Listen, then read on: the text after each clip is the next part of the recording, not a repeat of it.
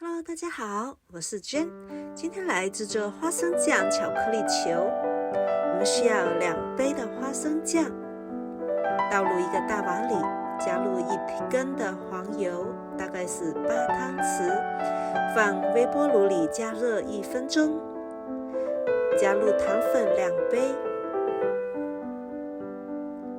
搅拌均匀。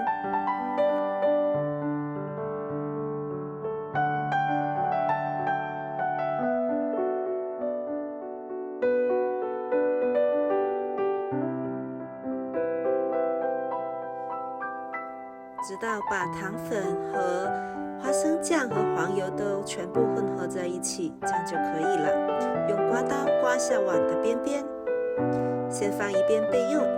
先我们取1杯的甜燕麦片，把它敲碎，加入燕麦片可以令这个巧克力球一个酥脆的口感。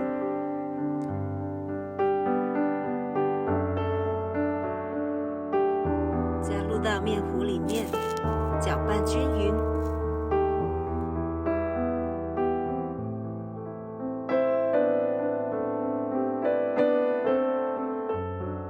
我们把它盖起来，放冰箱冷藏1个小时。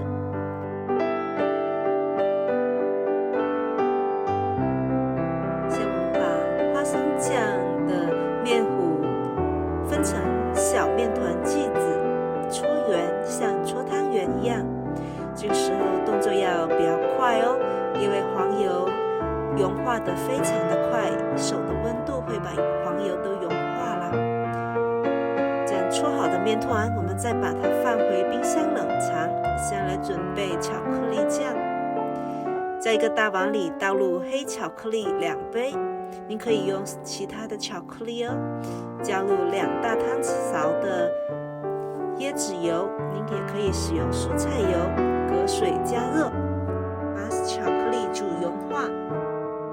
经过试验，把巧克力放入微波炉里加热1分钟取出，效果更好哦。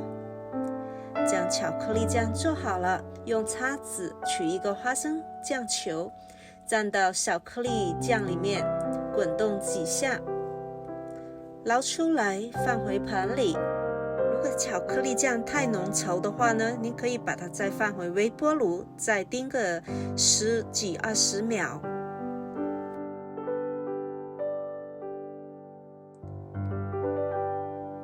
做好的巧克力球再冷藏30分钟就可以了。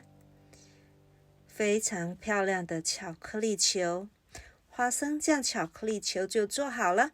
谢谢您的观看，我们再见。